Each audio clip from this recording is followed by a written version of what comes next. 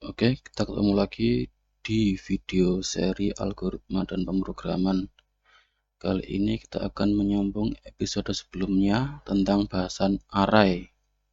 Jika sebelumnya kita sudah membahas secara teoritis apa itu array, untuk sekarang kita akan coba implementasikan di kode program. Baik, langsung saja kita akan praktekkan. Kita buka dulu Visual Studio-nya. Seperti biasa, kita buat project baru.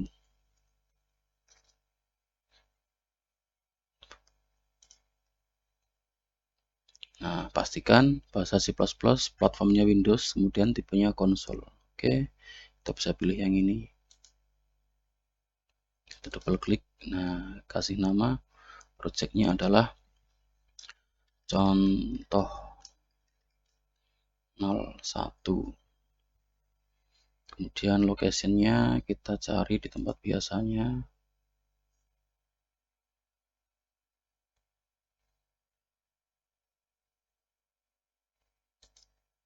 Nah, saya taruh di sini dan kita pilih select folder. Kalau sudah, kita tekan tombol create. Oh, ada yang lupa. Solution name-nya kita kasih nama 06 karena ini materi yang ke-6. 06. Oke, pastikan semuanya sudah. Klik tombol create.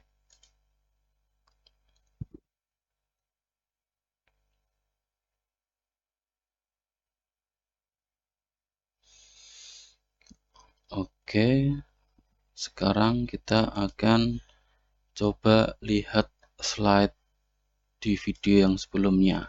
Nah, ini ya. Nah, sekarang kita akan coba implementasikan kasus yang ini. John ingin menulis sebuah program untuk menyimpan 50 data. Data harus bisa dicari dan diurutkan. Nah, intinya di sini ada 50 buah data. Nah, perkara nanti mau dicari, diurutkan itu nanti urusan belakangan saja. Yang penting sekarang kita bagaimana cara menyimpan 50 buah data. Nah, berdasarkan materi-materi yang sebelumnya, untuk menyimpan data kita butuh sebuah variabel. Berarti kalau ada 50 data kita butuh 50 variabel. Apakah itu mungkin? Ya, mungkin.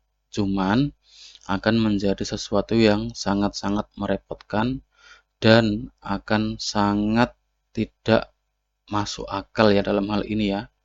Ketika 50 data itu terpisah-pisah. Kenapa? Karena mereka disimpan di variabel yang berbeda-beda. Tidak masuk akalnya gimana? Nah, tidak masuk akalnya adalah ketika data itu diinginkan menjadi satu kesatuan misalkan, maka tidak mungkin bisa dilakukan pencarian, pengurutan, atau operasi-operasi yang lain yang memang melibatkan operasi data dalam jumlah yang banyak. Oke, sekarang kita akan coba implementasikan di sini. Seperti biasa, kita buat sebuah file baru di sini ya, new item. Kemudian pastikan ini C++ ya, C++ file ya, C++ file. Dan di sini kita kasih nama main seperti biasa. Main cpp, tekan enter. Oke, sudah seperti ini. Nah, sekarang kita akan tambahkan dulu komentar seperti biasa ya. Nah, contoh 01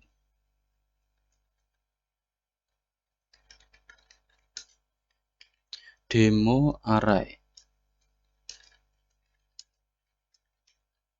Nah, di sini nanti kita akan coba bagaimana cara mendeklarasikan array dan bagaimana cara mengakses array.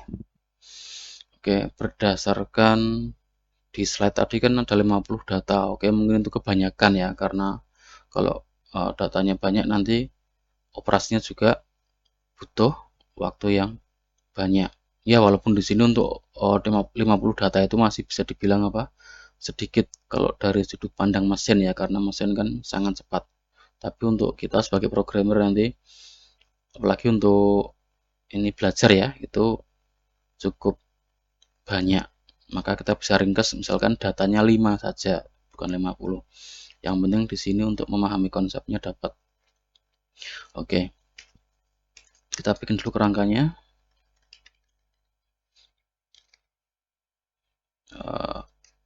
Ini ya.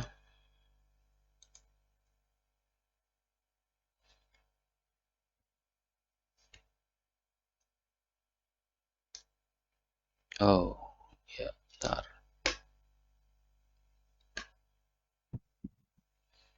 Atau gini saja deh. Mudah-mudahan kelihatan. Oke, include iostream. Oke, seperti biasa.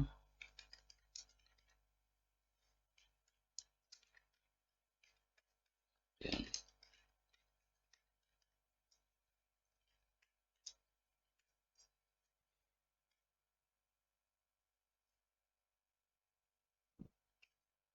gini. Nah, deklarasi array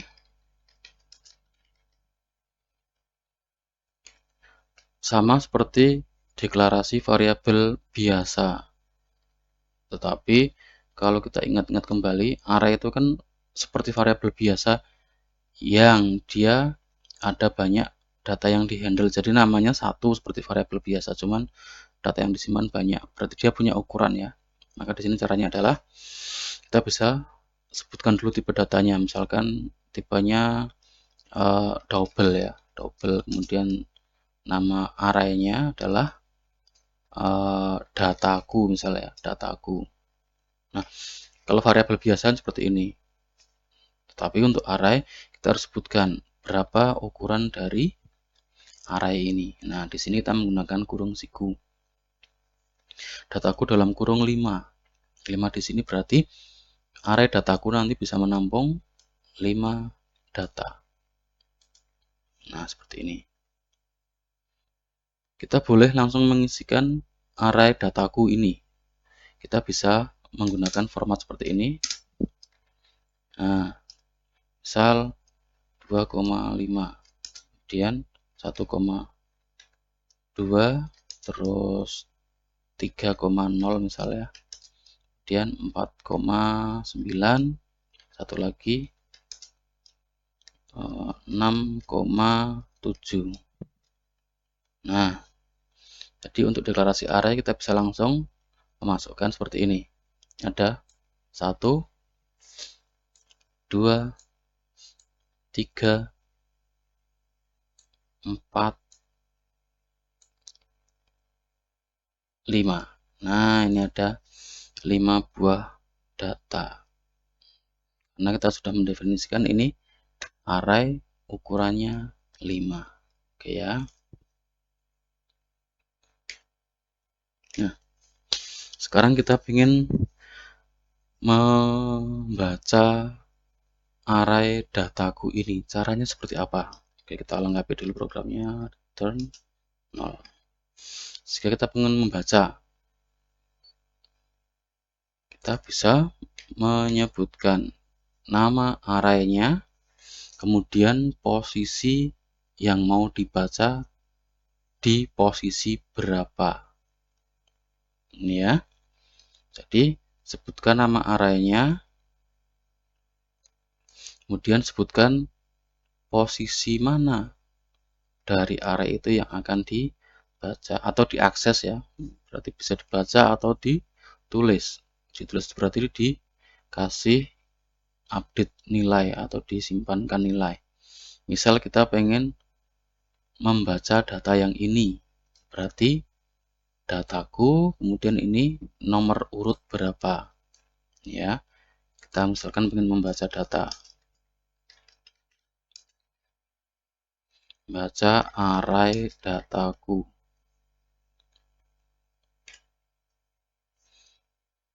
Maka di sini kita bisa misalnya pakai cout ya, biar kelihatan nanti hasilnya.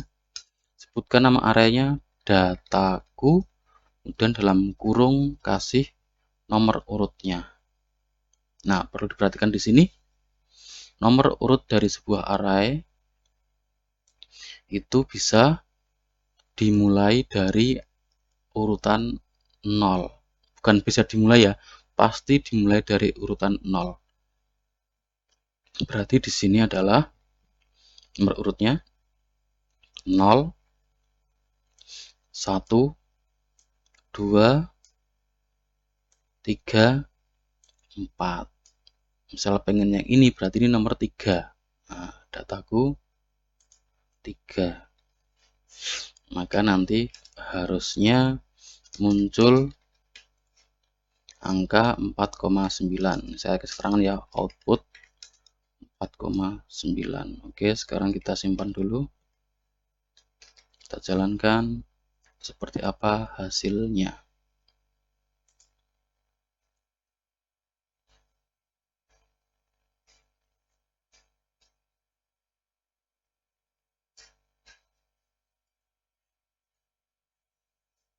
Nah, hilang ya. Ada yang kurang apa? Oke, kita bisa tambahkan apa? Sistem pause seperti biasa ya. Sistem pause biar dia bisa tampil sejenak di layar. Oke.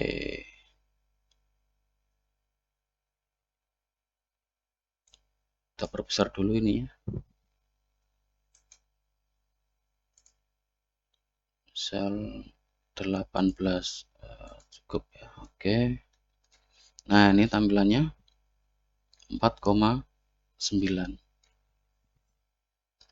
Oke, sekarang misalkan kita pengen merubah nilainya. Mengubah nilai. Mengubah nilai berarti artinya bisa apa? Bisa mengisi nilai juga. Artinya mengubah itu berarti melakukan aktivitas apa? Write. Kalau membacakan read. Kalau mengubah atau ngisi nilai itu berarti write. Oke, sekarang kita pengen rubah yang ini 4,9 ini ya. Kita rubah jadi misalkan 9, misal 9 saja.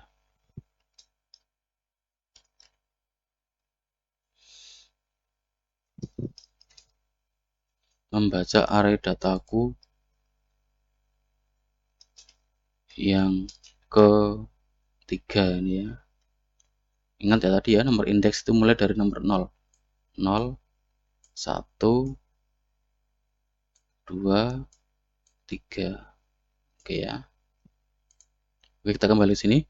Mengubah nilai dataku yang ketiga. Caranya sama.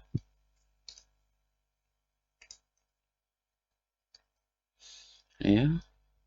Sebutkan nama arraynya, dataku, nomor indeksnya. Itu namanya nomor indeks ya, nomor urut itu ya. Perlu diingat, nomor urut itu namanya nomor indeks. Oke. Kita ganti dengan 9. Sekarang kita coba kita copy paste yang ini ya. Copy paste yang ini. Nah, kita baca lagi. Setelah dirubah, dia harusnya nanti outputnya adalah 9,0 karena sudah dirubah. Oke, kita jalankan lagi.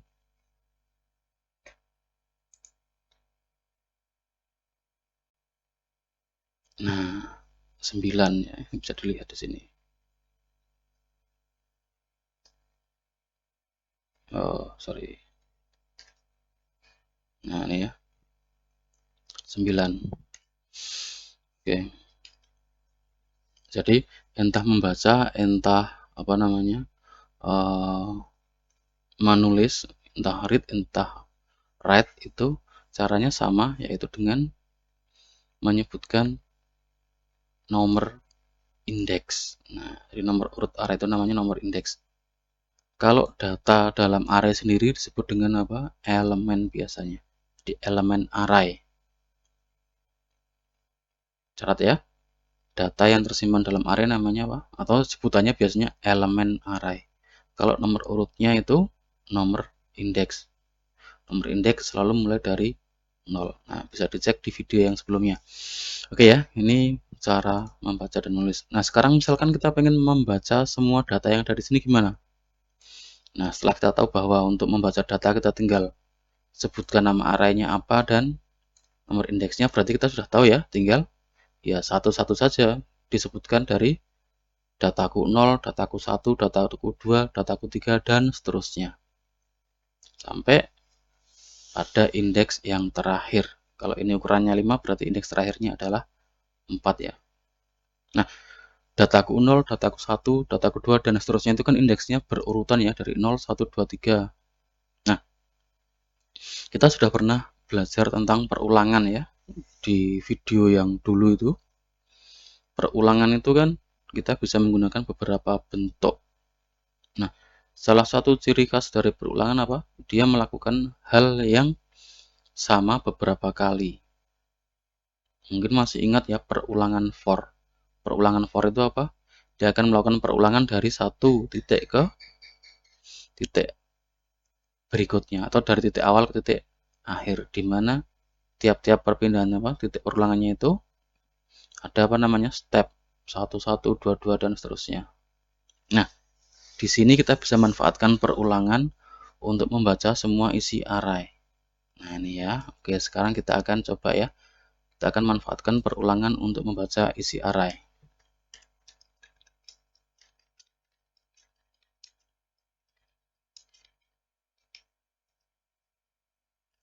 Kita bisa manfaatkan perulangan menggunakan perulangan for. Oke, masih ingat ya? For.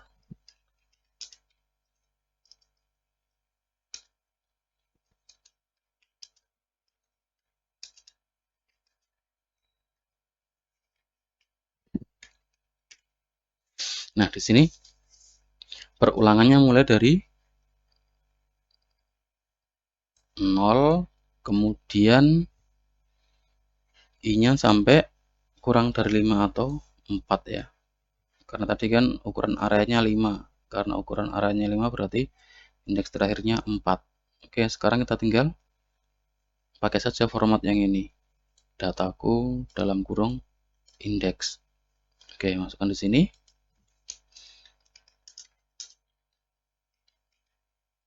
Nah, i-nya ini kan akan selalu berubah. Pas i-nya 0 berarti dataku 0, pas i-nya 1 berarti i1, dan seterusnya. Oke, kita kasih spasi biar kelihatan rapi.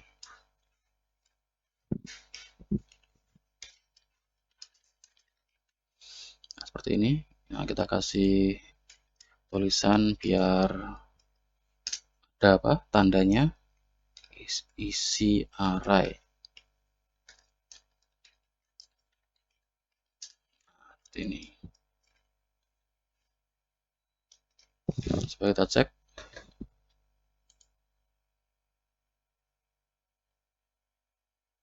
Nah, ini ya. 2,5, 1,2, 3, 9, 6,7. Mungkin ada yang masih ingat ya. Oh, ada apa ini? Mungkin ada yang masih ingat ya, untuk tipe data string dulu. Kita bisa mengakses tipe data string itu huruf demi huruf ya. Kalau masih ingat di video yang dulu itu, kita bisa akses apa tipe data string huruf demi huruf menggunakan nomor indeks ini. Nah, berarti di sini kesimpulannya adalah string sebenarnya adalah tipe data char yang dibuat array. Jadi string itu array char. Coba lihat lagi di episode tentang tipe data ya. Ada catatan di situ bahwa string adalah tipe data apa? Char yang dibuat array atau array dari char. Oke, kita kembali sini lagi. Sekarang kita akan coba menggunakan beberapa jenis perulangan. Ini perulangan for ya. Perulangan for yang pertama. Saya kasih ini ya, format pertama, format ke 1, artinya format perulangan for yang pertama. Loh, berarti nanti ada perulangan for yang lain? Ya, ada nanti. Kemudian ada format yang kedua.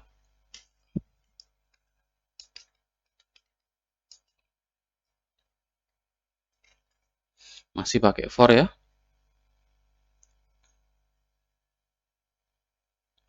Bisa kasih ini aja. Ini biar ganti baris ya.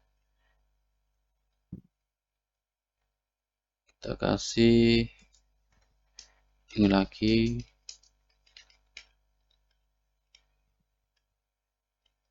Ini bisa kita copy paste. Copy paste. Oke, ini mungkin dipindah ke sini aja ini biar kelihatan apa dokumentasinya jelas ya. Nah, ini format ke 1. Oke, saya perbesar dulu. Nah, seperti ini. Tadi sudah yang ini ya. Nah, sekarang untuk format yang kedua, kita bisa menggunakan ini.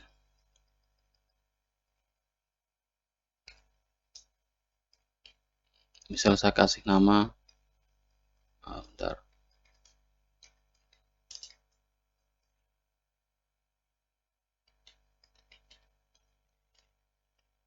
Nah, seperti ini.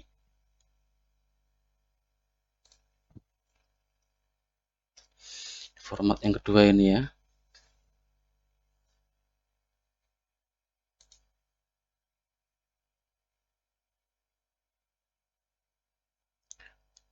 Double D.2 dataku. Nah, di sini yang kita baca adalah variabel D.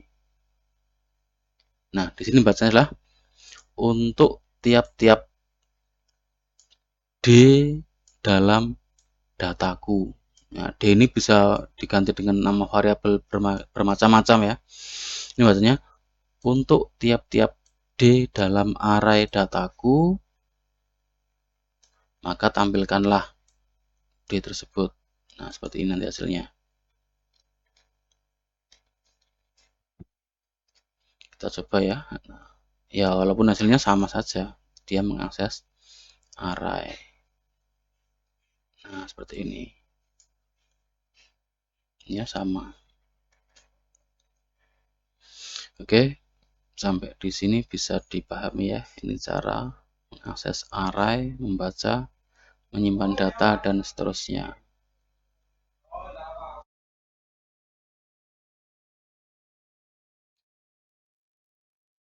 Baik, kita akan lanjut untuk contoh yang kedua. Seperti biasa, langsung saja kita bikin project baru. Nah, kita kasih nama contoh 2. Ini sudah pada hafal harusnya ya. Oke, kita pilih empty project, langsung saja double klik, atau ini klik terus pilih next, atau double klik saja, sama saja ya. Kita kasih nama contoh 2. Oke, langsung create.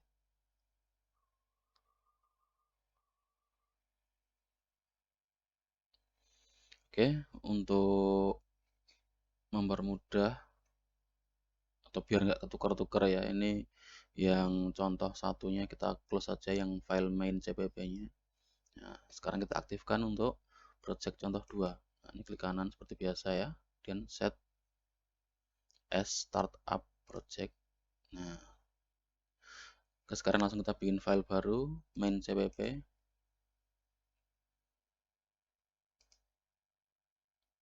Ya, kita kasih nama main cpp.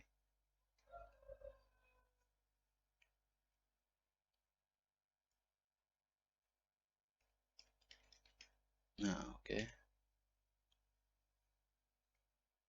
Nah, di contoh yang kedua ini kita akan coba mengimplementasikan array untuk keperluan statistik. Misalkan kita kan pernah tahu ya, Di statistik kan kita diajari apa? Menghitung rata-rata. Nah, itu menghitung rata-rata itu kan kita bisa apa? Jumlahkan semua data yang ada kemudian dibagi dengan ada berapa banyak datanya. Nah, itu.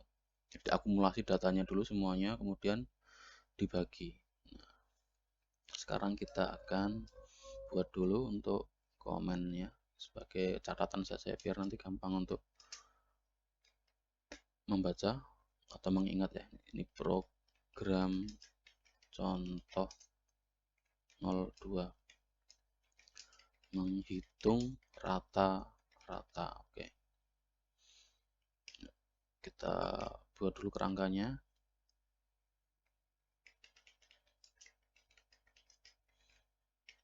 Terus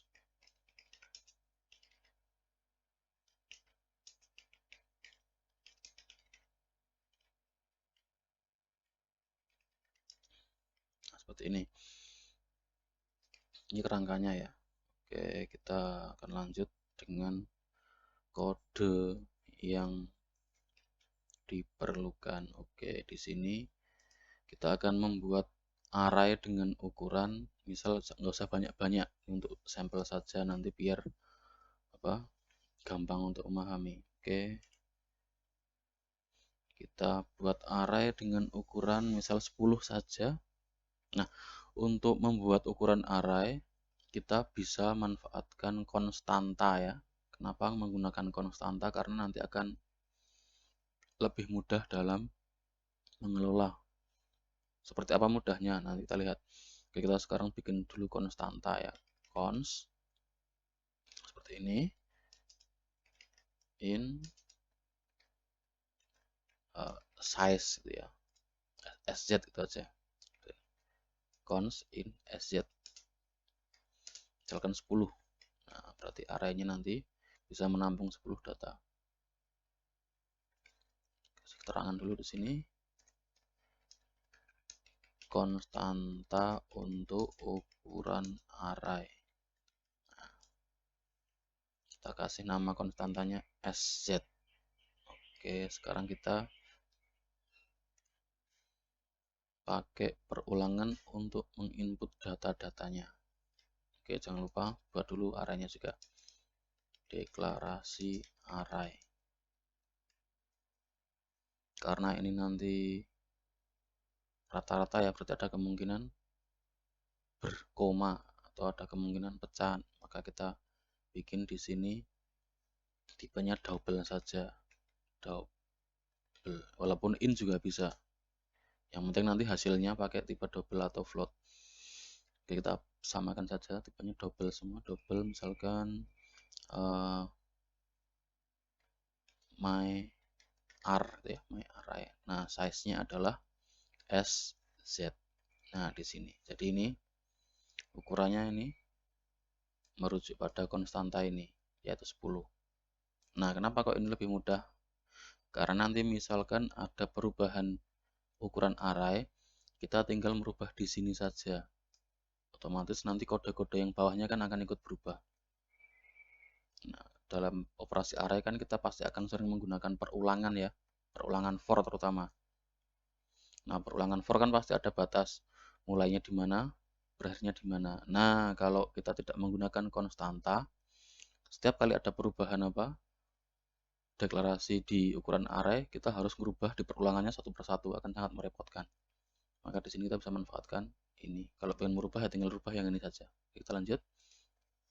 Sekarang kita masukkan untuk input data. Kita pakai perulangan input data.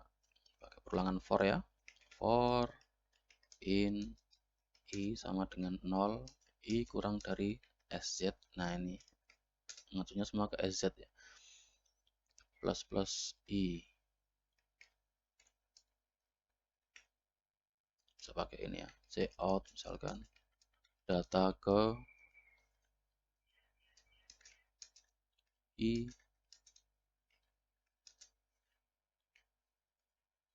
Ingat ya, array itu kan mulainya dari indeks nomor 0 ya. Berarti kalau ada 10 data berarti indeksnya adalah dari 0 sampai 9. Nah, itu. Terus kita pakai cin saja di sini karena ini hanya satu tipe data saja ya. Pakai cin boleh. Cin. Nah, langsung masukkan ke data di myAr atau kita langsung masukkan ke array myAr. myAr yang ke i tentunya. Ketika i-nya 0 berarti data yang dibaca akan disimpan di myAr yang indeks ke 0. Ketika i-nya 1 akan dimasukkan ke myAr yang indeks 1 dan seterusnya. Oke. Nah, dari sini kita sudah bisa melakukan apa? Input data. Nah, data itu nanti mau diapakan kan nanti sudah gampang sekali. Kenapa? Karena sudah tersimpan atau terorganisir dalam satu nama. Nah, di sini namanya kan myAr. Oke, sekarang kita akan tambahkan beberapa proses lagi. Kan untuk menghitung rata-rata itu kita butuh apa namanya? Menjumlahkan atau mengakumulasi ya, mengakumulasi tiap-tiap elemen yang ada di dalam array. Maka nanti setiap kali input data baru atau elemen baru kita akumulasikan ke sebuah variabel. Ada inputan lagi, masukkan lagi. Boleh dilakukan di perulangan yang ini, boleh juga dilakukan di perulangan yang terpisah. Oke, kita lakukan di perulangan yang terpisah saja, biar gampang untuk memahaminya. Ini kita input datanya kita pisahkan, kemudian akumulasi datanya juga kita pisahkan. Oke, pakai perulangan lagi ya, for in i sama dengan 0, i kurang dari sz plus i. Nah, kemarin tadi ya di contoh yang 01 kita sudah tahu ya cara menggunakan perulangan ada dua ya. Ada tiga sebenarnya, cuman kita bahas dua saja dulu karena yang ketiga itu agak sedikit butuh penjelasan yang panjang. Oke, ada dua ya, kita bisa pakai yang perulangan biasa seperti ini, bisa juga pakai perulangan for yang modelnya apa, for each atau format yang kedua. Nanti bisa dilihat lagi di contoh 1. Kita pakai yang ini dulu, yang lebih mudah dipahami. Nah, untuk mengakumulasikan data kita butuh sebuah variabel penampung ya, misalnya namanya sum. Ingat ya, kalau pernah pakai Excel itu ada fungsi namanya sum untuk menjumlahkan apa, data di beberapa sel sekaligus. Oke. Nah, seperti ini. Dan kita jumlahkan di sini. Sum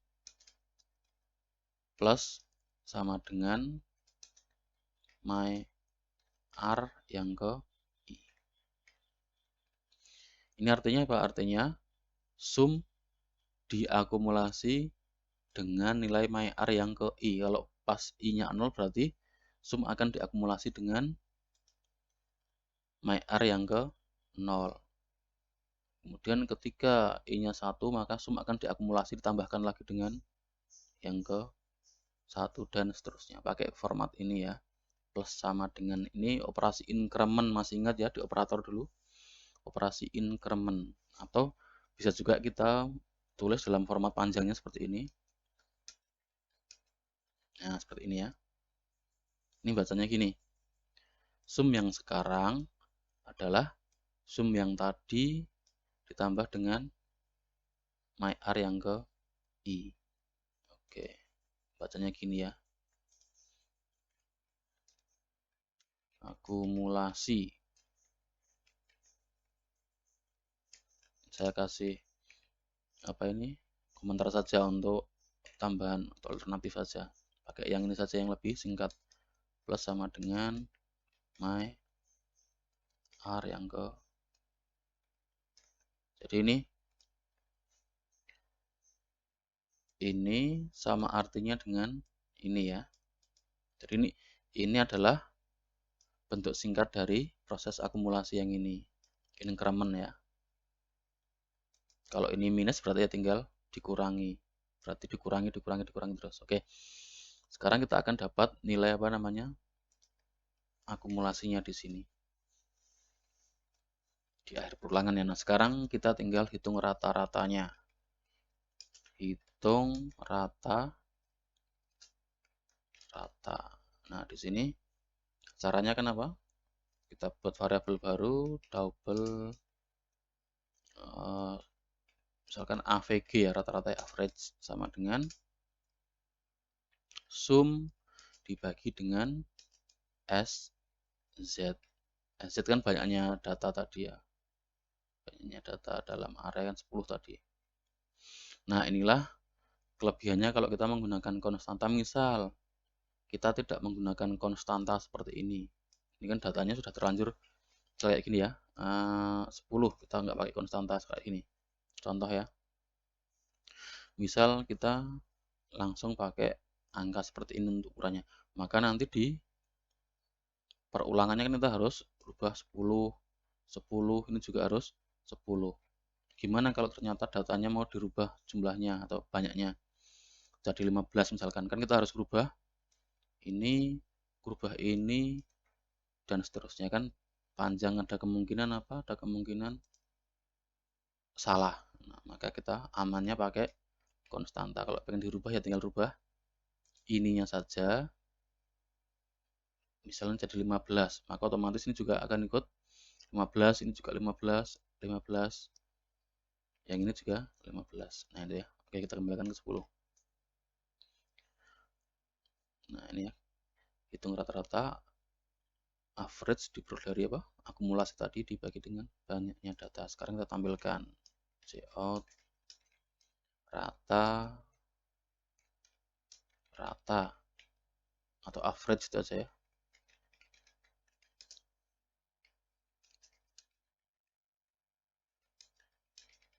Nah, oke, sudah selesai. Kita coba jalankan.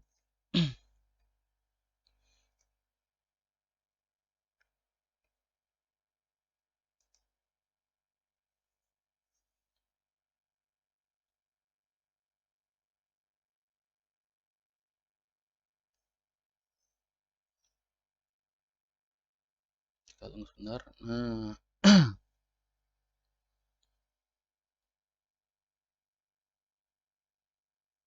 sudah muncul ini ya. Oke, kita perbesar dulu fontnya biar nampak. Nah, oke. Nah, data ke 0 misalkan 9, data ke 1 2,5, data kedua 6, data ketiga 7,4 misal. 2, data kelima 1, data ke-6 8,6, data ke-7 3,3, data ke-8 misal 4, data ke-9 12,5 misal. Nah, ini berarti sudah 10 data ini ya kan, mulai dari 0 nih, 0, 1, 2 dan seterusnya sampai 9, 10. Sekarang kita tekan enter, nanti harusnya muncul rata-ratanya. Nah, langsung selesai ya, karena tadi kita lupa menambahkan apa di sini, sistem pause biar tertahan.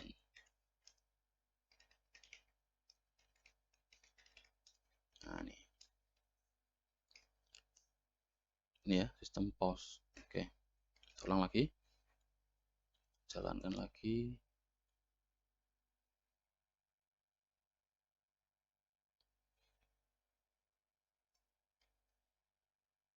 Data ke 0 misal tadi 8. Kayaknya ini 10 kebanyakan ya kalau untuk demo ya. Nanti terserah kalian, boleh 5 data juga tidak apa-apa.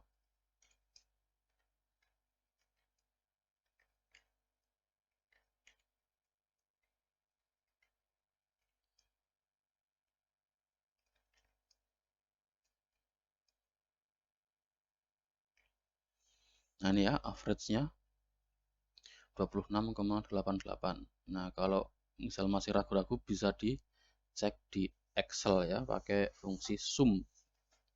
Kemudian dibagi dengan banyaknya sel, atau langsung saja pakai fungsi Excel namanya apa? Average. Sudah ada. Di Excel sudah ada fungsi namanya apa? Average. Nah, itu. Oke. Mudah ya untuk membuat program apa yang memanfaatkan array. Nah, ini. Nah, untuk berikutnya nanti kita akan coba menggunakan beberapa fungsi yang bisa diterapkan untuk array. Array dan semua data-data yang sifatnya apa kolektif ya.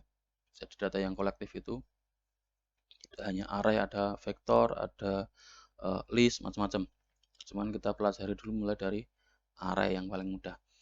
Oke ya, ini untuk contoh yang kedua bisa dikembangkan nanti ya menjadi misal ini ngitung standar deviasi. Nah, ini bisa karena standar deviasi itu kan memanfaatkan rata-rata.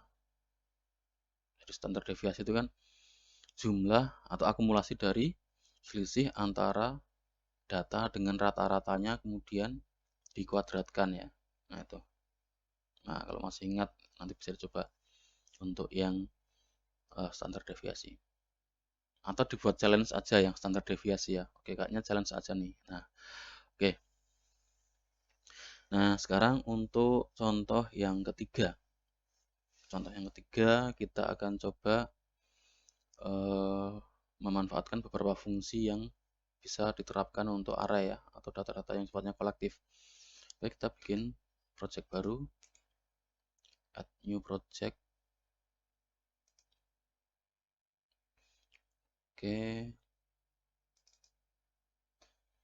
kita kasih nama contoh 03.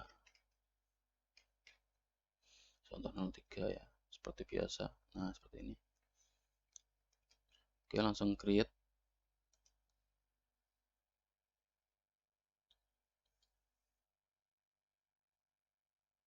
Oke, kita tutup saja yang ini biar tidak mengganggu. Tutup. Kita aktifkan dulu untuk contoh 3 ini menjadi project yang aktif ya di set as startup project. Ini ya. Oke, sekarang kita bikin file cpp baru ya, add new item seperti biasa. Kita kasih nama di sini main cpp.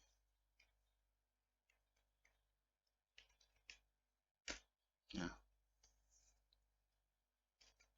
kita buat komentar dulu atau catatan biar tahu ini program apaan. Nah, itu. Oke, kita tambahkan contoh 03.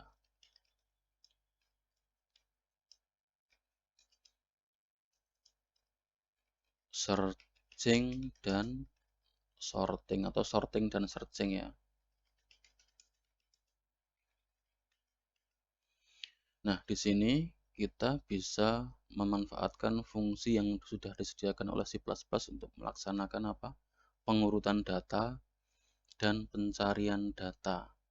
Nah, pengurutan data itu berarti apa? Data yang tadinya tidak urut menjadi urut. Nah, urutnya bisa urut naik atau bisa urut turun.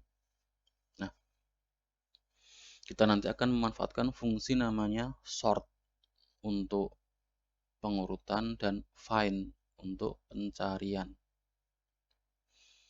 Oke, sekarang kita akan coba untuk membuat kerangkanya dulu. Nah, seperti ini.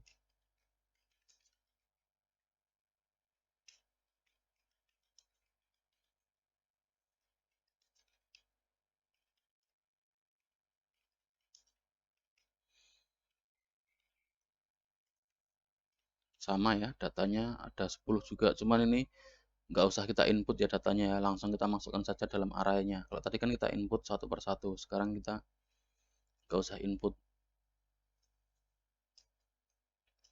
Kita pakai deklarasi langsung saja ya, jadi array langsung dikasih data. Misal kita pakai tipenya in gantian ya, dari tadi double terus, kita pakai in. Tetap bikin konstantanya dulu, const in sz 10 misal.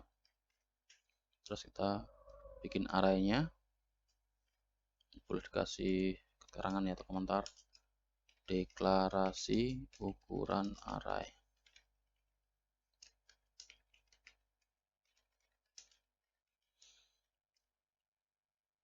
in misal myar ya, namanya standar saja myar. Nah, langsung saja kita kasih data di sini. Kalau langsung dikasih data berarti kita tinggal pakai tanda kurung kurawal buka dan tutup. Misal 34 12 sudah ada 4 data ini ya. 5 6 7 8 9 10. Oke, cek lagi ya. Sudah 1 2 3 4 5 6 7 8 9 10. Oke, sudah pas ya 10 ya. 10 data. Nah, sekarang kita akan tampilkan dulu ya untuk untuk yang melihat aja isinya. Tampilkan isi array pakai perulangan biasa ya, for biasa. In i sama dengan 0, i kurang dari sz plus i, tampilkan saja di sini.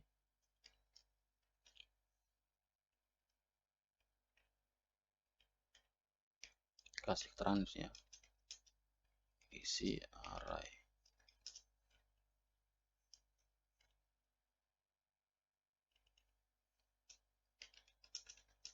myar yang ke i, kasih spasi biar kelihatan.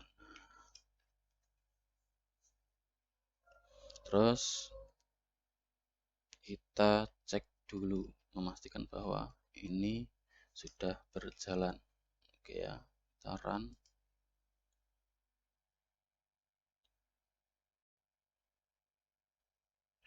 Oke, kita lupa lagi kasih sistem pause. Oke, jangan lupa di sini dikasih. Nah, seperti ini. Ini ya. Oke, kita lanjut. Kita jalankan dulu.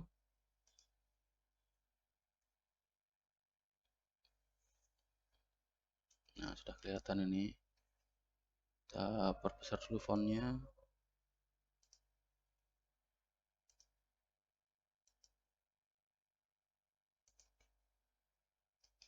Nah, ini ya. Si array 34 12 98 42 75 39 23 dan seterusnya sampai 100 ini ya. Nah, sekarang kita akan coba menerapkan bagaimana cara melakukan pengurutan data. Nah, untuk pengurutan data kita bisa menggunakan fungsi sort. Oke, kita lihat ya di internet bagaimana cara menggunakan fungsi sort. Kita bisa buka di situs c++.com ini ya. Nah, ini c++.com. Nah, ini kita cari di menu reference, terus ada ini ya, other. Kita pilih yang include algorithm. Ini berarti yang di dalam tanda kurung-kurung ini adalah include semua ya. Kita pilih yang include algorithm. Nah, di sini coba cari fungsi namanya sort. Nah, ini ada fungsi namanya sort. Sort elements in range.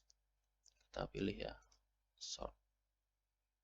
Cara pakainya gimana sih? Nah, kita coba lihat di sini. Sort. Oke, cara pakainya ya. Mungkin malah bingung ya lihat ini ya. Oke, berarti nggak usah lihat ini aja. Kita langsung aja ke Visual Studio ya. Ini saya kasih demo sedikit. Oke, untuk melakukan sort kita bisa panggil di sini melakukan melakukan pengurutan data dengan fungsi sort. Nah, formatnya gini ya, sort dalam kurung. Nah, dia akan apa? Error. Kenapa? Karena fungsi sort belum dikenali. Oke, kita scroll ke atas dulu. Nah, include-nya kurang di sini. Include tadi apa? Algorithm. Nah, di sini. Karena fungsi sort itu ada di fungsi algorithm. Oke, kita panggil lagi sort. Nah, formatnya di sini adalah awal dari array dan akhir dari array. Kita bisa pakai ini begin dalam kurung my r ringnya sampai n my r. Jadi pengurutan itu ada ringnya ya. Karena kita pengen mengurutkan semuanya ya sudah. Kita akan mulai dari awal sampai akhir dari array ya. Diurutkan semuanya. Berarti bisa dong diurutkan sebagian. Bisa. Misalkan hanya pengen diurutkan separuh saja. Atau di bagian-bagian tertentu. Tinggal di otak-atik di bagian ini. Nah, karena sekarang pengen kita urutkan semua ya sudah. Pengurutannya mulai dari awal sampai akhir. Bacanya gampang ya. Sort mulai dari awal sampai akhir. Nah, sekarang kita akan coba tampilkan lagi ini ya.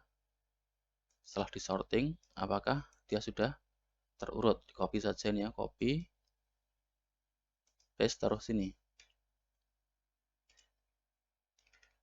Tampilkan isi array setelah diurutkan. Nah, oke, jangan lupa ini dikasih ini ya, end line biar tidak nyambung dengan yang sebelumnya. Oke, ini dikasih tambah ini ya. Oke, kita coba jalankan. Harusnya sekarang array sudah terurut.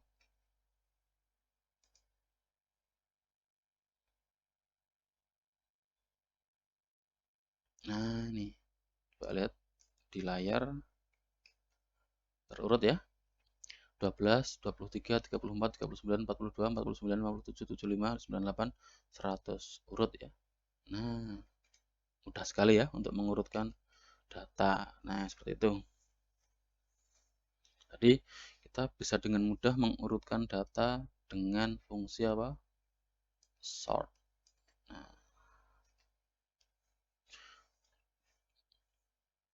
mudah sekali. Bagaimana kalau datanya jumlahnya 1000? Caranya sama. Atau 1.000.000? Ya, caranya sama. Kayak gini aja. Ini ya. Jadi ini berlaku tidak hanya untuk array ya, tapi semua data-data yang sifatnya apa? Kolektif. Ya, jadi yang kolektif itu ada array yang ini kita bahas, ada vektor, ada list dan sebagainya. Oke. Gampang sekali. Nah, sekarang setelah kita bisa tahu cara mengurutkan data, datanya sudah urut, kita bisa bikin apa namanya? Pengembangannya untuk aplikasi apa di statistik misalkan. Kita pengen apa? Nilai tengah atau median. Kan kita tinggal cari indeks yang tengah, nanti akan ketemu nilai tengahnya. Atau kita bisa bikin apa? Perangkingan untuk apa namanya? Data. Misalkan ada input data nilai, kemudian pengen di ranking, nah, bisa pakai fungsi sort ini. Ini kan yang kita lihat sortingnya apa? Dari kecil ke besar ya ini ya. Kalau gimana kalau dibalik dari besar ke kecil? Nah, kita bisa bahas di lain waktu. Karena itu nanti menggunakan apa? Menggunakan tambahan satu materi lagi yaitu fungsi. Karena untuk membalik urutan itu kalau kita lihat dari panduan ini ya, ini ada menggunakan apa? Function. Menggunakan fungsi. Nah, daripada apa? Bingung di sini karena belum sampai materi ini, maka yang ini kita pending dulu. Kita lanjutkan besok kalau sudah membahas materi fungsi. Oke. Sementara berarti sortingnya untuk sorting apa? Ascending atau naik, urut naik. Oke, ini kita sudah bisa membuat array yang diurutkan. Sekarang kalau mau lakukan pencarian gimana caranya? Nah, sekarang kita bisa cek lagi di sini ada fungsi apa lagi. Nah, di sini ada fungsi namanya find. Nah, ya, ada fungsi namanya find. Sebenarnya kalau untuk pencarian kita nggak harus pakai fungsi yang ini, kita bisa bikin sendiri fungsinya. Kita tinggal manfaatkan apa, perulangan for bisa ya, atau while atau do while sama aja, dan dikombinasikan dengan if. Kan intinya pencarian itu kan pencocokan data ya, apakah ini cocok dengan yang ini, kan cuma itu aja. Tapi kita bisa manfaatkan juga apa namanya, fungsi cari di include algorithm ini ya. Nah, oke, sekarang kita pakai saja yang sudah disediakan oleh fungsi di include algorithm. Oke, sekarang kita akan tambahkan di sini ya satu blok kode lagi ya, atau beberapa baris kode lagi. Ini biar di sini kita tambahkan di sini. Nah, bentar.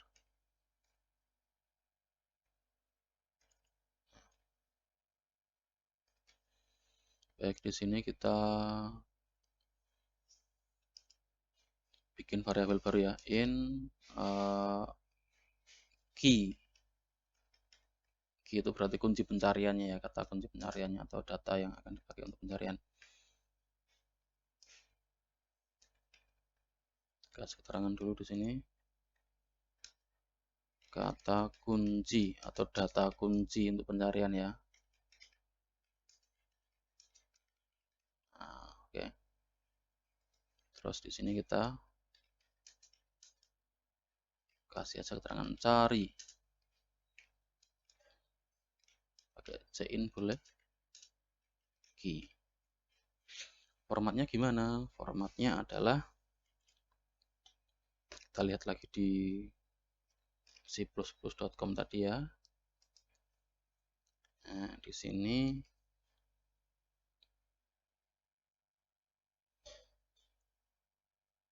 kita menggunakan sama ya, begin dan end juga sama formatnya ya, karena pencarian juga memanfaatkan apa, ring ya, memanfaatkan apa, ring. Oke, di sini kita butuh satu tambahan lagi untuk menampung apakah data itu ketemu atau nggak ketemu. Di sini kita pakai tipe data namanya iterator. Nah, kita menggunakan sama, masih include-nya di algoritma juga. Nah, coba kita nanti akan terapkan ya. Oke.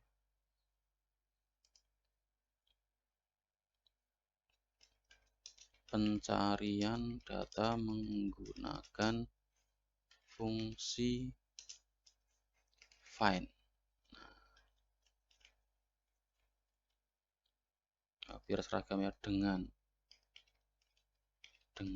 fungsi find.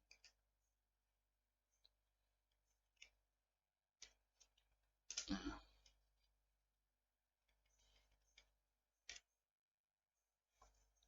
kita butuh satu variabel yang tipe datanya iterator. Iterator. Nah, ini ada ya, iterator it sama dengan, wah ini error nih, kenapa nih?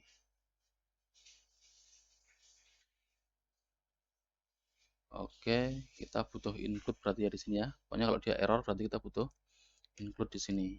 Include iterator. Nah, udah nggak error. Iterator it dengan find begin my r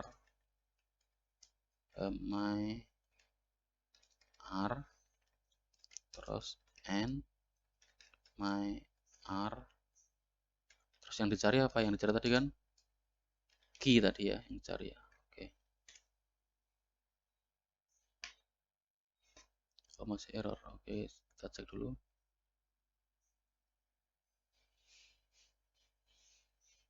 Iterator. Oke, kita cek lagi di c++.com ya. Nah, kalau ada error kita tinggal cari aja di sini. Oh ya, ini butuh ini ya. Bentar.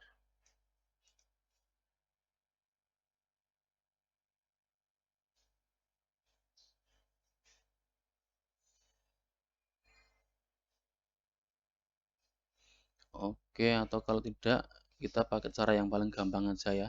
Ini kita hapus saja ini. Saya biasa pakai cara yang paling gampang. Nah, kalau kita nggak tahu tipe datanya, kita tinggal pakai auto. Nah, udah ini pakai auto udah pasti bener ya. Tipe data auto sudah pasti bener. Nah, nggak mungkin error. Oke, ini bisa dihapus untuk yang iteratornya ini ya.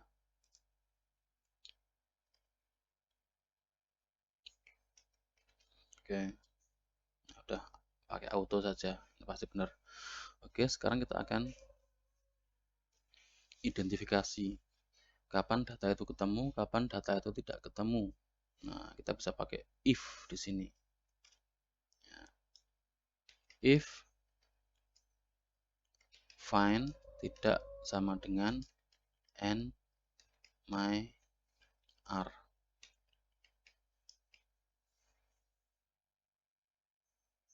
Sorry, bukan find ya di sini ya. it.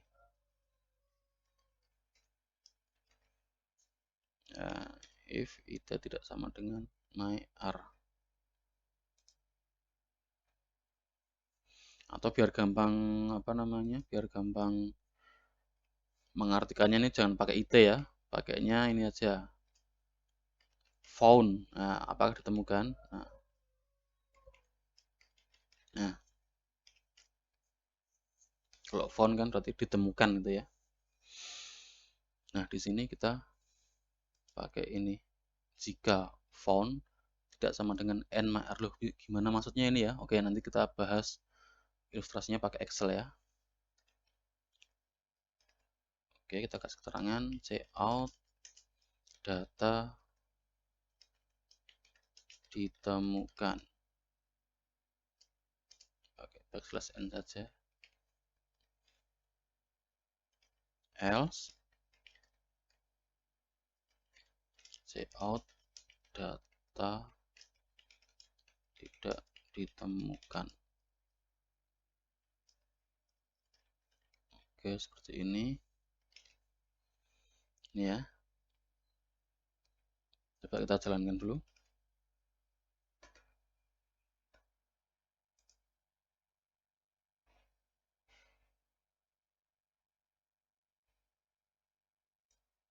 Cari, misalnya kita mau cari yang ini ya 42 ini ya.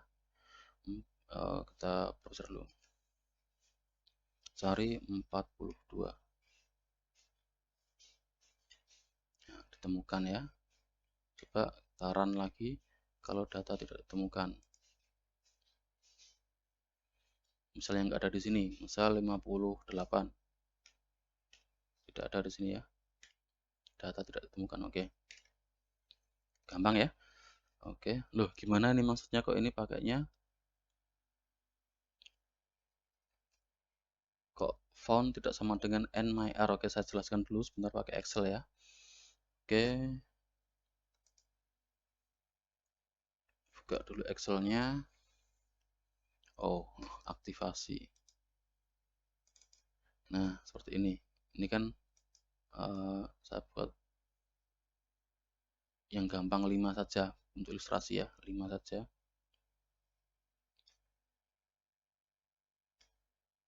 Saya kasih nomor indeks 0, 1, 2, 3, 4, 5. Oke.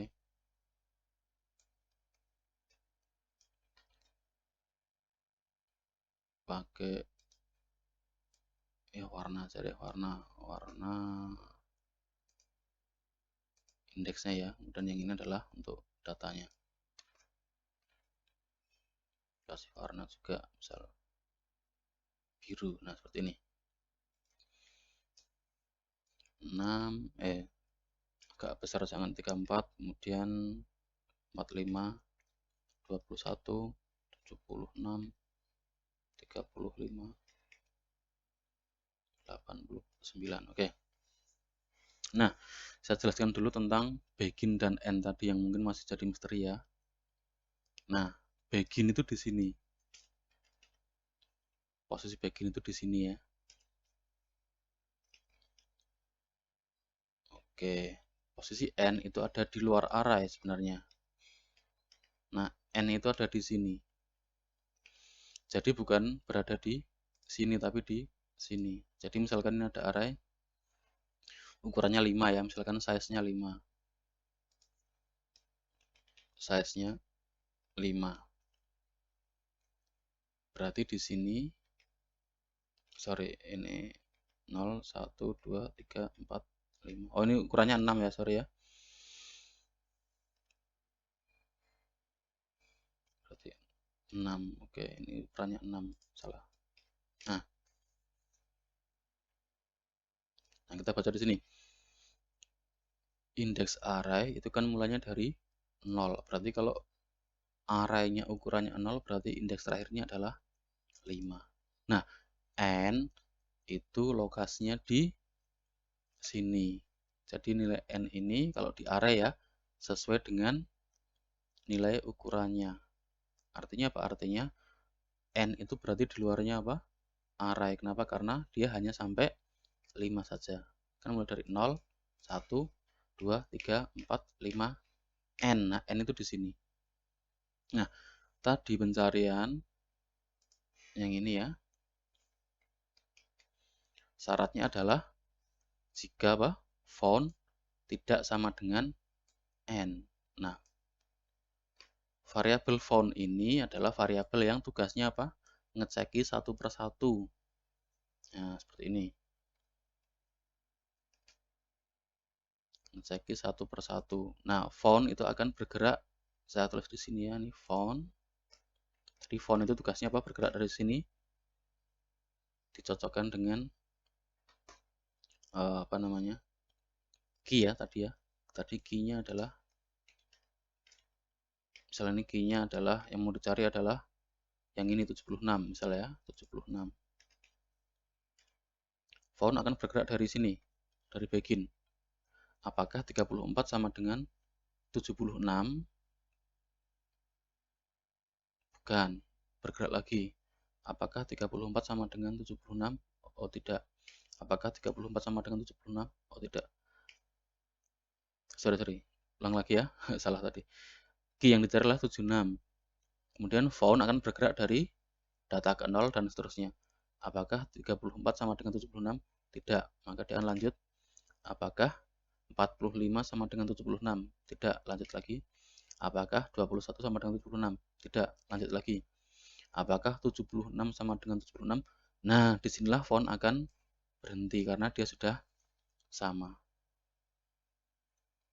Tapi kalau misalkan ini saya ganti dengan 77, maka found akan bergerak terus. Ini tidak sama nilainya. Ini nggak sama, nggak sama, nggak sama, nggak sama, nggak sama. Nah, karena nggak sama berarti dia akan terus apa? Ngecek satu persatu.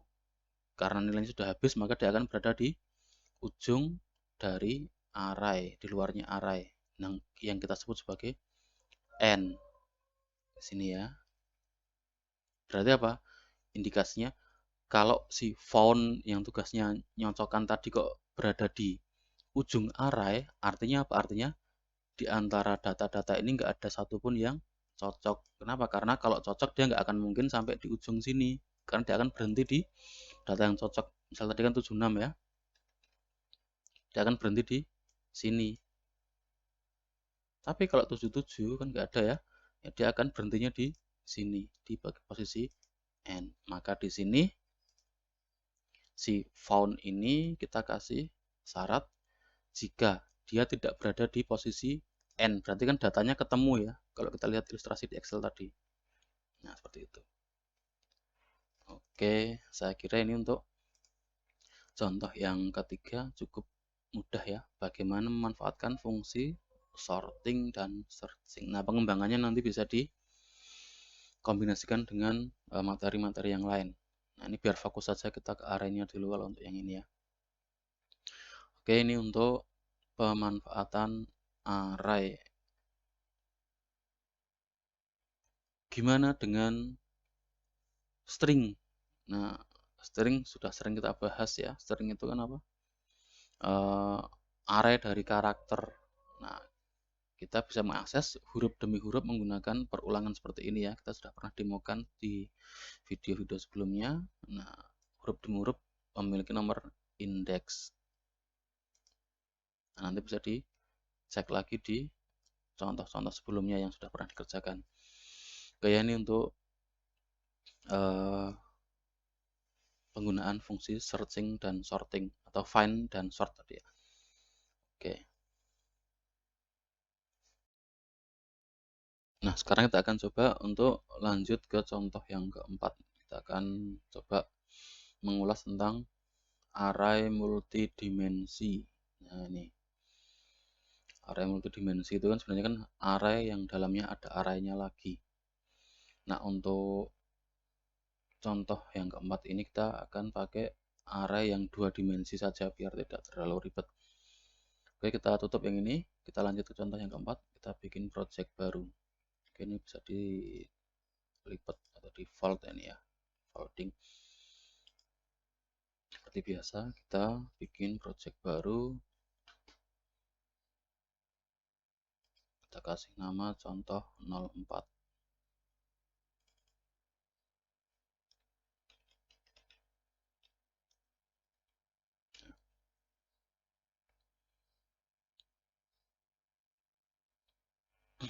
Nah, ini ya. Langsung saja aktifkan contoh 04 ini sebagai active project.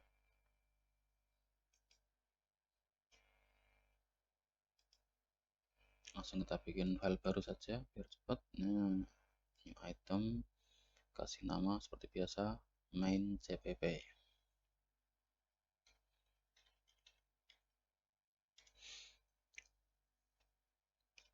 Nah, penggunaan array multidimensi ini kalau dalam pemrograman biasa, maksudnya yang sehari-hari kita temukan ini jarang ya.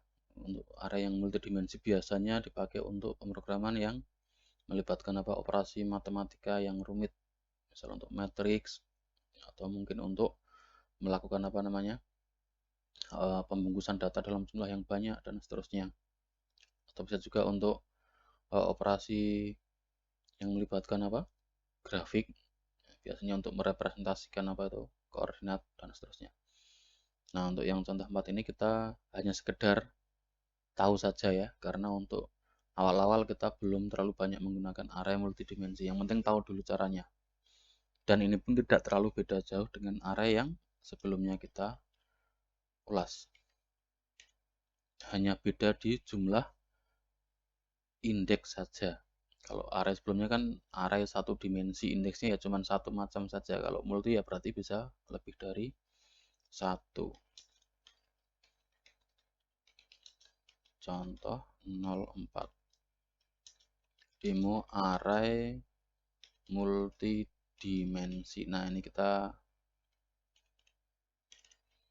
nanti pakai tipe data in saja biar gampang. Kita bikin dulu kerangkanya seperti biasa.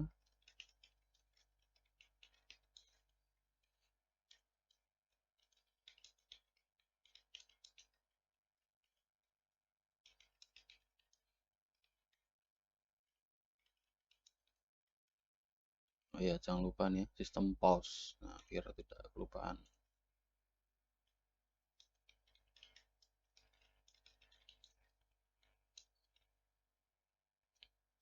Nah, ini ya. Oke, sekarang kita akan bikin sebuah array 2 dimensi untuk contohnya. Ini arraynya nggak usah kita input dari keyboard ya, langsung saja kita masukkan dari kode. Deklarasi array 2 dimensi.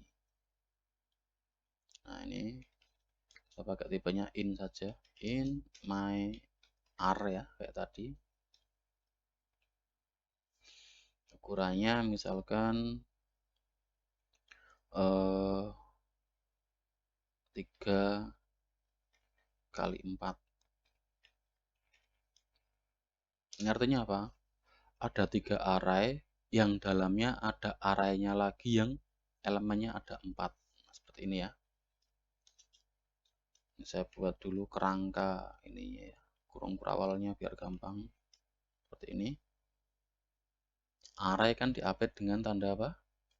Kurung kurawal ya.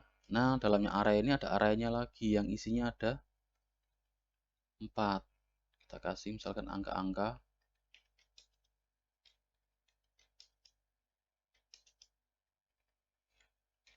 Nah, ini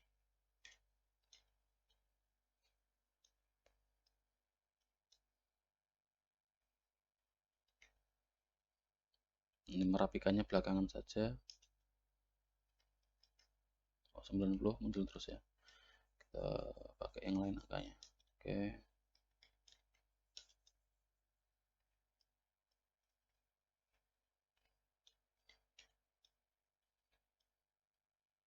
Tadi sudah ya, 36.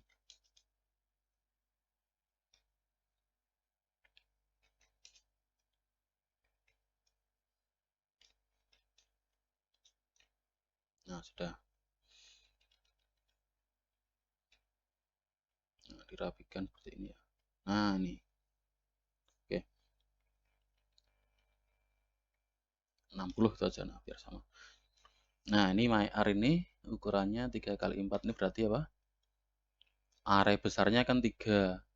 Dalamnya ada array yang isinya 4. Ini kan myArray 3 berarti ini 1 2 3. Nah, dalam tiap-tiap array ada arraynya lagi yang ukurannya 4. 1 2 3 4. Nah, seperti itu. Mudah ya. Kemudian untuk mengaksesnya ya sama, kita pakai perulangan juga. Nah, karena di sini dimensinya ada 2, berarti nanti ada 2 perulangan. Dalam perulangan ada perulangannya lagi, sama kayak ini. Dalam indeks ada indeksnya lagi. Jadi dalam perulangan nanti ada perulangannya lagi. Oke. Kita pakai di sini ya. Di sini kita nggak pakai konstantan, apa-apa ya. Ini hanya untuk sekedar contoh saja. Mengakses array atau membaca. Nanti untuk nyimpan atau nulis caranya sama ya. Sebutkan nomor indeksnya saja. Indeksnya tinggal sebutkan indeks luarnya, yang paling luar. Contoh ya, kita pengen mengakses data yang ini 87. Berarti kita ambil dulu dari indeks luarnya 0 1 ya. Itu 1. Dan di sini 0 1 2. Oh, berarti 87 ini di nomor indeks 1,2. 0 1 1 ya. Terus 0 1 2. Berarti 1,2 atau pada indeks 1,2. Oke, kita pakai perulangan saja langsung di sini ya. For in i sama dengan baris ya. Pakai i boleh ya, pakai i 0 i kurang dari 3 plus i. Perulangan yang luar berarti untuk indeks yang paling kiri. Perulangan paling luar berarti untuk indeks paling kiri. Perulangan paling dalam berarti untuk indeks paling kanan. Nah, gitu ya cara ngafalkannya. Ada for-nya lagi. For in i mulai 0. Jangan i lagi ya, nggak boleh. J saja. J mulai 0. J kurang dari 4. Karena indeks yang paling kanan kan 4 tadi ya. Kemudian plus J. Sudah, tampilkan saja di sini. Tinggal pakai cout my r dalam kurung i terus J. Pakai spasi ya biar ada jeda nanti.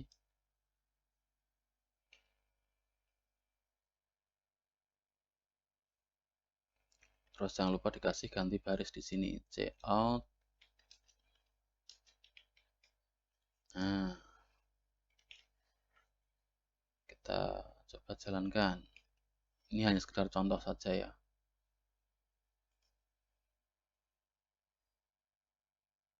Karena untuk pemrograman di awal-awal kita belum banyak menggunakan array yang 2 dimensi atau multidimensi ini. Kita coba perbesar dulu.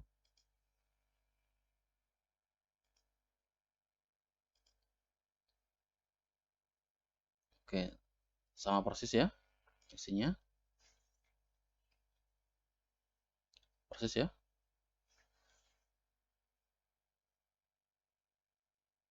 Oke.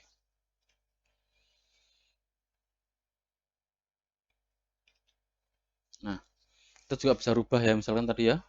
Yang ini mau dirubah menjadi misal 40, sorry, kita ganti angka yang lain.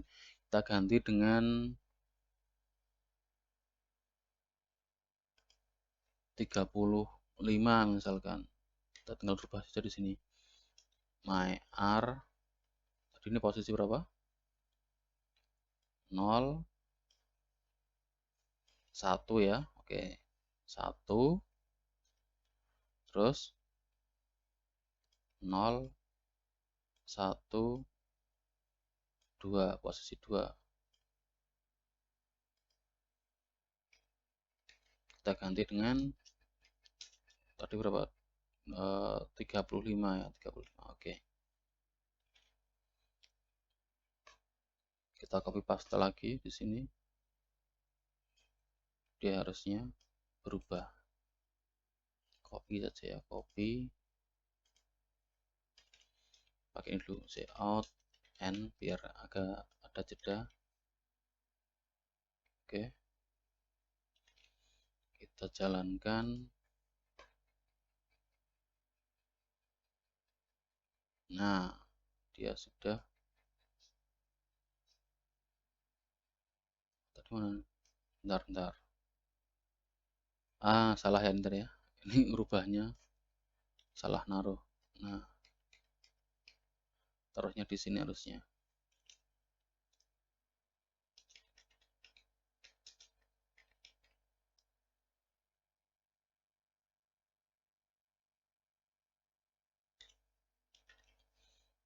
Ubah array my R index ke 1,2. Coba lagi.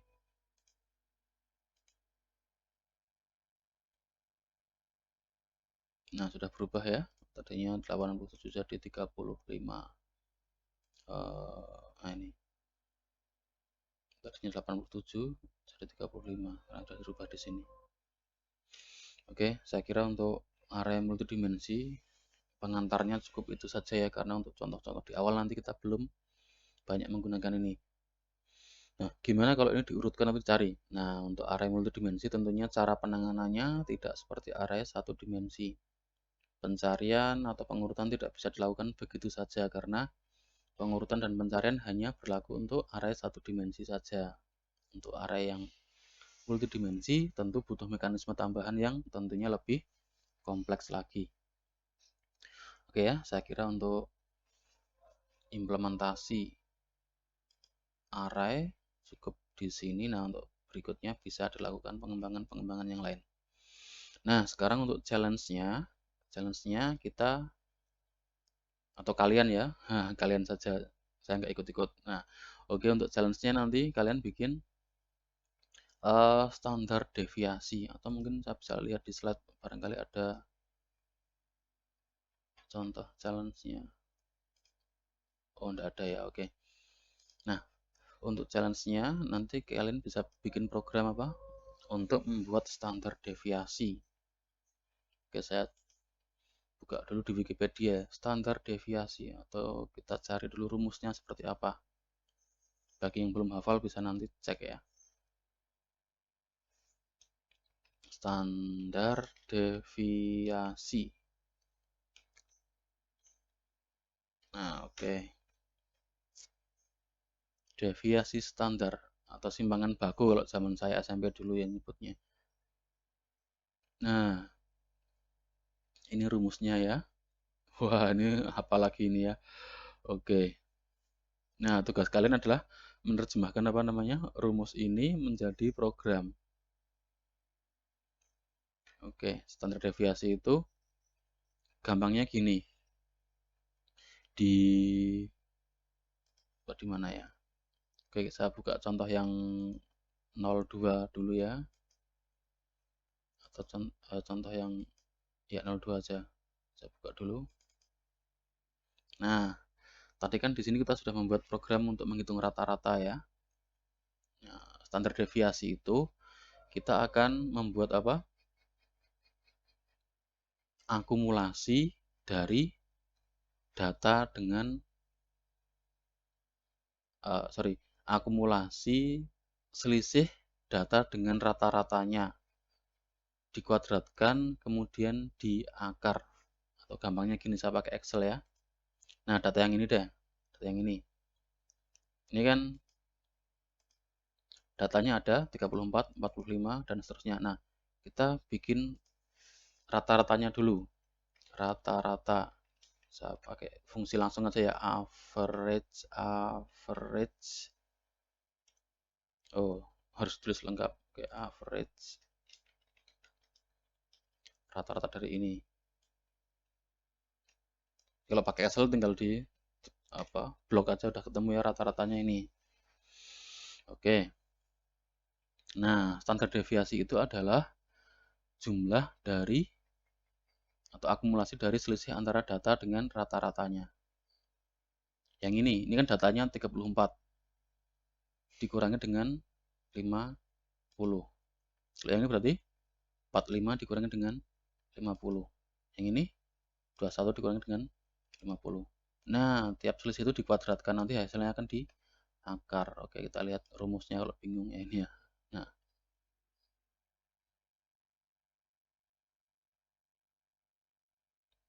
wah ini malah membingungkan ya. Oke, standar deviasi itu intinya yang ini.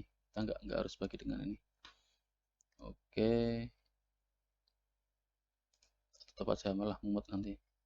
Pakai yang ini aja deh. Nah,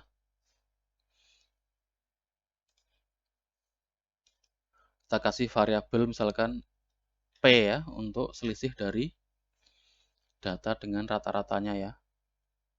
P adalah ini dikurangi dengan ini ya. Oke,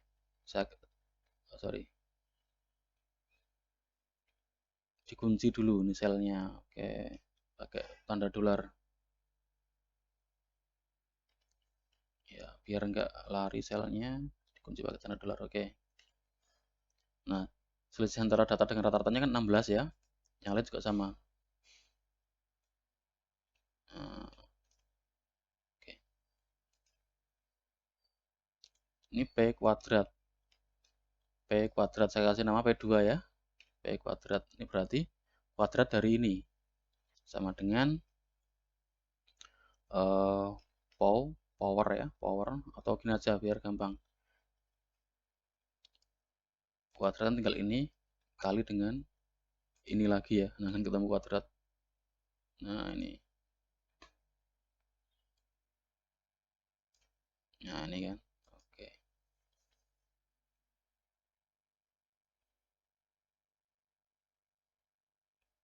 Kemudian nanti tinggal dijumlahkan dan diakar. Nah, di sini sum P2, sum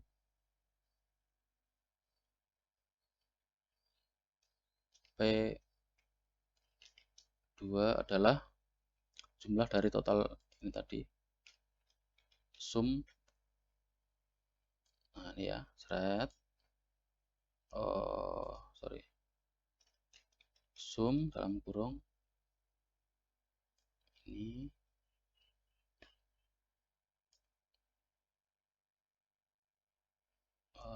sebentar, nggak muat.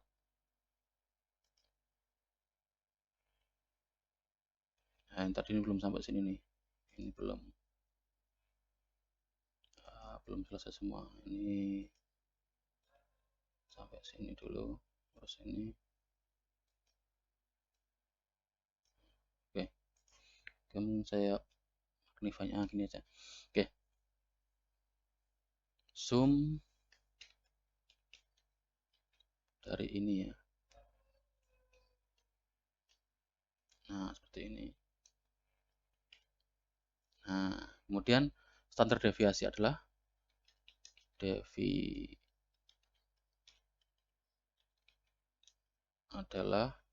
akar kuadrat dari ini sama dengan SQRT square root. Nah, akar kuadrat itu square root SQRT dari ini.